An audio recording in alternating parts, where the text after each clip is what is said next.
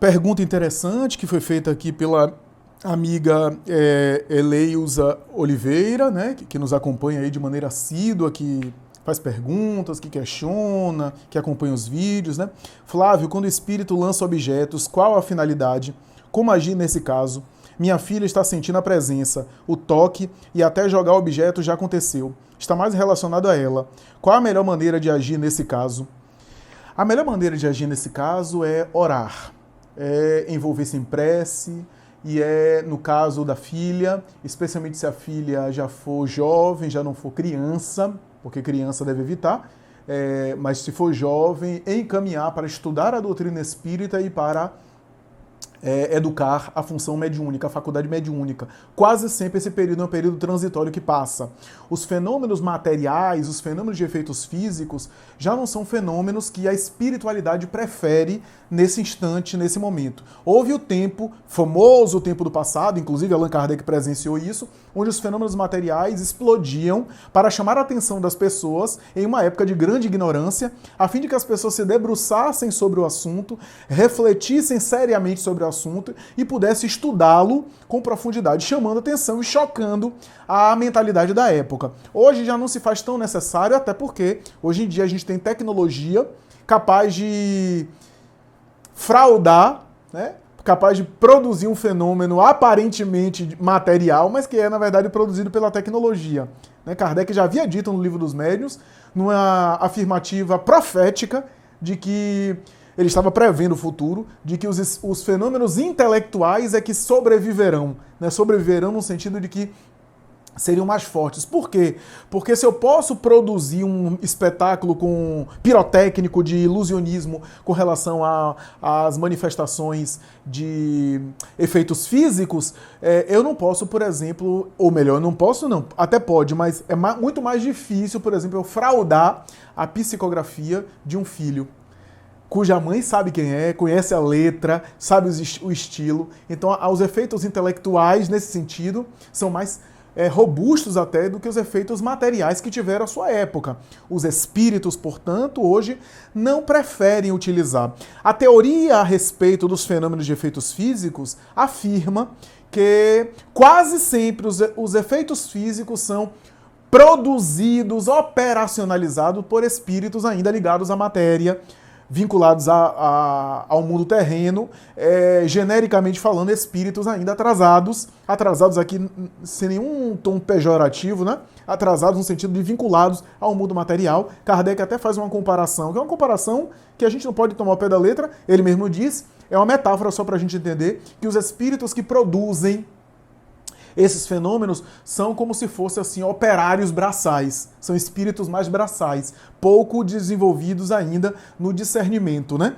Então, apesar de que em algumas ocasiões, como era o caso da época da codificação, em que os espíritos chamaram a atenção do próprio Kardec e de outros, e que não é que os espíritos superiores não possam produzir fenômenos materiais. Podem, mas é mais difícil para eles, é mais penoso, porque eles são muito desmaterializados. E quase sempre, é muito comum, eles se utilizarem, aí sim, de espíritos inferiores e mais terrenos, mais material, para operar aquilo sob as ordens de um espírito superior. Numa comparação grosseira, a gente poderia dizer o operário da construção civil e o engenheiro, o arquiteto, aquele que está por detrás da obra e que é o que produziu o projeto, elaborou o projeto, que idealizou, aquele que dá ordens, aquele que direciona, que orienta, que gere a equipe, né? Aqui numa comparação grosseira, tá? Eu não estou dizendo que o operário da construção civil na Terra é espírito atrasado e o engenheiro é evoluído, não. Eu estou utilizando a metáfora do mundo terreno para falar do que acontece, aí sim, no plano moral e espiritual, no mundo desencarnado, né? No mundo espiritual. Porque às vezes a gente fala isso, já tem gente que já fica achando que eu estou tendo uma fala preconceituosa, etc. E aí a gente tem que ter sempre esse cuidado de ressalva, que na verdade é uma metáfora para falar de maneira análoga às realidades morais e espirituais do mundo espiritual, né? Então, nós temos, portanto, essa ocorrência. Quase sempre é um espírito mais evoluído que está por detrás, gerenciando e operacionalizando aquela produção, como aconteceu na época de Kardec e da codificação, em que as mensagens e as batidas tinham um propósito superior, eram operadas por espíritos mais inferiores, mais atrasados, mas tinham por detrás a gestão e a ordem dos espíritos mais avançados. Mas aquela era uma ocasião específica da codificação. Em alguns momentos específicos, espíritos evoluídos podem utilizar espíritos mais braçais, entre aspas, para produzir esses fenômenos de efeitos físicos, mas via de regra, de um modo geral, não é isso que acontece. Os espíritos superiores preferem outra ordem de fenômeno, e esse tipo de fenômeno material é mais comum de espíritos inferiores, atrasados, etc., o que não quer dizer que seja negativo. O início da mediunidade, seja de efeito físico, seja de qualquer outro, o início da mediunidade de qualquer médium não é em contato com espíritos evoluídos, com exceção daqueles médiuns excepcionais que eu posso contar aqui nos dedos da mão e vai sobrar dedo.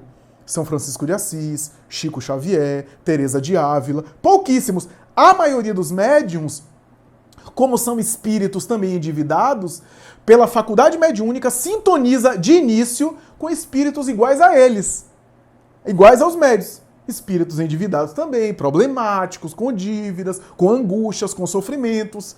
Né? É o início da maioria da mediunidade, das mediunidades aí. Então, se o médium tem faculdade de efeito físico, é natural que no início também essas manifestações aconteçam nesse sentido.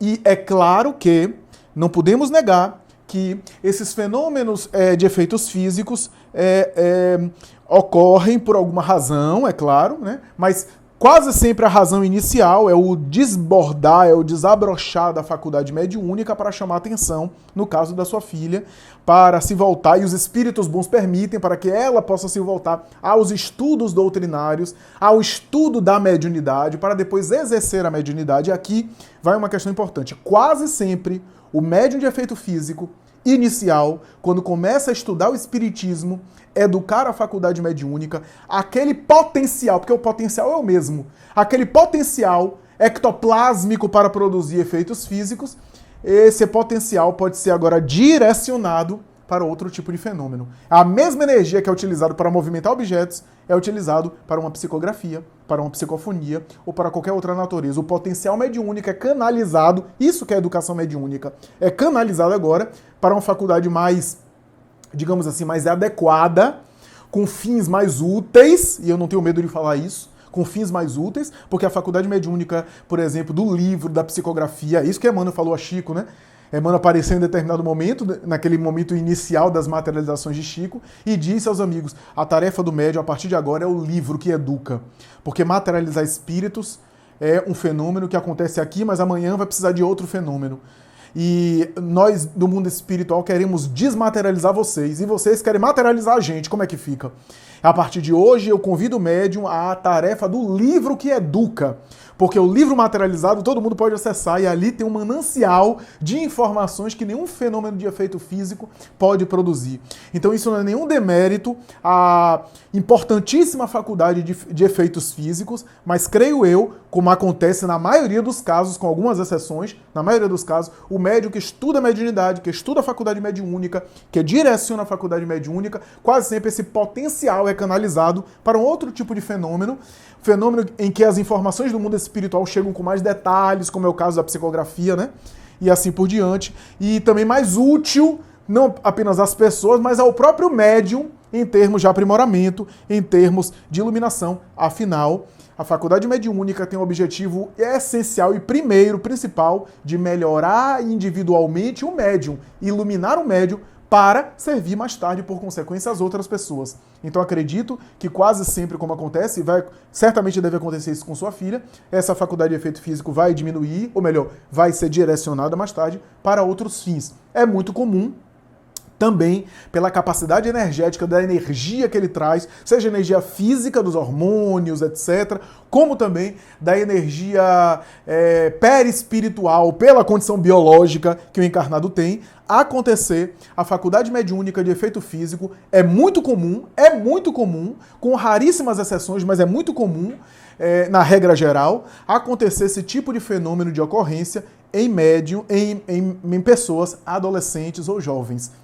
adultos ou adolescentes. Essa vitalidade que tem a ver com a puberdade, que tem a ver às vezes com a libido, né, com as energias aí criativas e as próprias forças sexuais da alma, como dizia o psiquiatra Jorge Andréa, que são utilizados aí para a ocorrência dessa natureza, porque precisa de uma quantidade abundante de energia que o jovem, genericamente falando, a grosso modo, tem muito mais,